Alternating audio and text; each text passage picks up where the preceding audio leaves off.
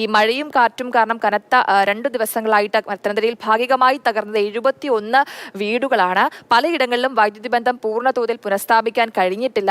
കഴിഞ്ഞ രാത്രി പൂർണ്ണമായിട്ടും മഴ മാറി നിന്നിരുന്നു, പക്ഷേ രാവിലെ പെയ്തു തുടങ്ങിയിട്ടുണ്ട്. അപ്പം നിലവിൽ എന്താണ് ജില്ലയിലെ സാഹചര്യം എന്നുള്ളത് നമുക്കൊന്ന് ചോദിച്ചറിയാം. അഭിലാൽ ഉണ്ട്. അഭിലാൽ, ഇപ്പോൾ മഴയുടെ ഒരു അവസ്ഥ എന്താണ്? പെയ്യുന്നുണ്ടോ? കാറ്റുണ്ടോ? എന്താണ് അവസ്ഥ?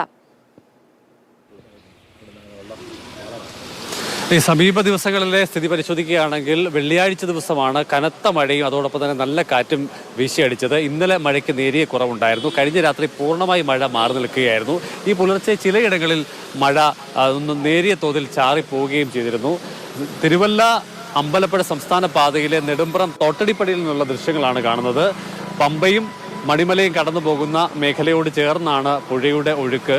അതിനാൽ തന്നെ വേഗത്തിൽ കര കവിഞ്ഞാൽ വെള്ളം എത്തുന്ന ഒരു പ്രദേശം കൂടിയാണ് ഇവിടെ. പക്ഷേ ഒരു 100 മീറ്റർ ഭാഗത്ത് മാത്രമാണ് വെള്ളക്കെട്ട് രൂപപ്പെട്ടിട്ടുള്ളത്. ഇരുചക്ര വാഹനങ്ങൾക്കും അതോടൊപ്പം തന്നെ ഓട്ടോറിക്ഷകൾക്കും കടന്നു പോകുന്നതിനാണ് നേരിയ തോതിലുള്ള ബുദ്ധിമുട്ട് അനുഭവപ്പെടുന്നത്. രണ്ടും കൽപ്പിച്ച് ഇരുചക്ര വാഹനങ്ങളൊക്കെ വെള്ളത്തിൽ ഇറക്കിയ ആളുകളിൽ ചിലർക്ക് വാഹനങ്ങൾ ഓഫ് ചെയ്ത് പോകേണ്ടി വരികയും ചെയ്തിട്ടുണ്ട്. എന്തായാലും സമീപ പ്രദേശങ്ങളിലെ ചില വീടുകളുടെ പരിസരത്തടക്കം ഇതിന് സമാനമായ രീതിയിൽ വെള്ളം വന്നിട്ടുണ്ട്.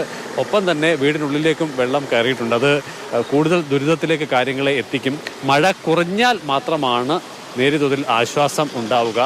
ഈ വർഷം മെയ് അവസാന വാരം തുടങ്ങിയതാണ് വെള്ളത്തിൻ്റെ കെടുതികളൊക്കെ. സാധാരണഗതിയിൽ വേനൽക്കാലം അതിരൂക്ഷമായ കുടിവെള്ളക്ഷാമമൊക്കെ അനുഭവപ്പെടുന്ന ഒരു സമയം എന്നുള്ളത് മെയ് പാതി പിന്നിടുന്ന സമയത്തൊക്കെയാണ്. പക്ഷേ ഇത്തവണ കാര്യങ്ങൾ നേരെ മറിച്ചായിരുന്നു. മെയ്യിലും വെള്ളപ്പൊക്കത്തിന് സമാനമായ സ്ഥിതി ഉണ്ടായി. ജൂണിലും വന്നു. ഇപ്പോൾ ജൂലൈയിലും വന്നിരിക്കുകയാണ്. എന്താ പോകുന്നില്ലേ?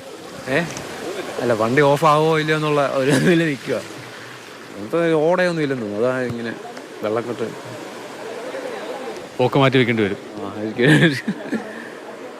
ഈ കഴിഞ്ഞ 10 ദിവസത്തോളം അടുത്ത് കനത്ത മഴ പെയ്തതിനെ തുടർന്ന് ജില്ലയിൽ വ്യാപകമായ കൃഷിനാശം ഉണ്ടായിട്ടുണ്ട്. പലയിടങ്ങളിലായി 25.76 ഹെക്ടർ പ്രദേശത്തെ കൃഷിയാണ് നശിച്ചത്. നഷ്ടം കണക്കാക്കുമ്പോൾ അത് 476 കർഷകർക്ക് ഉണ്ടായിട്ടുണ്ട്. ആകെ നഷ്ടം എന്നുള്ളത് 99.74 ലക്ഷം രൂപയുടേതാണ്.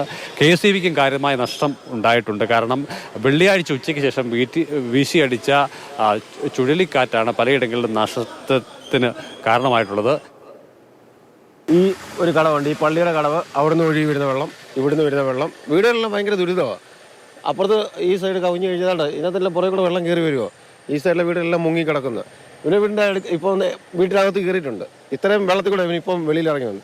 ഈയിടെ ഇവൻ്റെ വീട്ടിലോട്ട് പോയാൽ തന്നെ ഇവൻ ആറ്റിപ്പോയി വെള്ളത്തിൽ. എല്ലാവർക്കും ഞങ്ങൾ മന്ത്രിമാർക്ക് വരെ പരാതി കൊടുത്തത്, പക്ഷെ ആരും നമ്മൾ തിരിഞ്ഞു നോക്കുന്നില്ലെന്നുള്ളത്. എല്ലാ വെള്ളപ്പൊക്കത്തിനും ഇവിടെ മാത്രമേ വെള്ളം കയറത്തുള്ളൂ. നമുക്ക് ദേശീയപാതയാണ് ഇത്. എന്നിട്ട് പോലും വെള്ളം കയറി ആരും നോക്കാനും വരുന്നത്, അധികാരം നോക്കാനോ പോലും ഇങ്ങോട്ട് വരത്തില്ല. പിന്നെ വരും, നോക്കും, എന്നിട്ട് ജസ്റ്റ് ഒന്ന് പോകും. ഇത് മാത്രം എല്ലാ വർഷവും ഇത് തന്നെ നടക്കുന്നത്. അല്ല നമുക്ക് വേണ്ടി മാത്രം ആരും ചെയ്യത്തുമില്ല. ഇതാണ് നമ്മുടെ കുഴപ്പം. ഇവരുടെ വീട്ടിലോട്ടും പോകുന്ന വഴി വെള്ളപ്പൊക്കമോ ആരും നോക്കാൻ വരത്തില്ല. എല്ലാം വന്ന് കണ്ടിട്ട് പോവുക. പിറ്റേ ദിവസം വരെ അടുത്ത ഭരണം വരുമ്പോഴത്തേന് അവരും മാറി അവരും നോക്കി മാത്രമേ പോകത്തുള്ളൂ. അപ്പർ കുട്ടനാട്ടിലെ അവസ്ഥയാണ് ജനങ്ങൾ പറഞ്ഞു തന്നത്. കാരണം എല്ലാ വർഷവും ഇത് തന്നെയാണ് അവസ്ഥ. ആരും അവരെ തിരിഞ്ഞു നോക്കുന്നില്ല എന്നൊരു പരാതിയാണ് ജനങ്ങളുടെ ഭാഗത്തുനിന്നുണ്ടാകുന്നത്. റോഡിൽ കൂടി നടക്കാൻ പറ്റാത്തൊരു സാഹചര്യമാണ്. വീട്ടിലേക്കടക്കം വെള്ളം കയറിയിട്ടുണ്ട് എന്നുള്ളതാണ് ആ ദൃശ്യങ്ങൾ നമുക്ക് പറഞ്ഞു തരുന്നത്.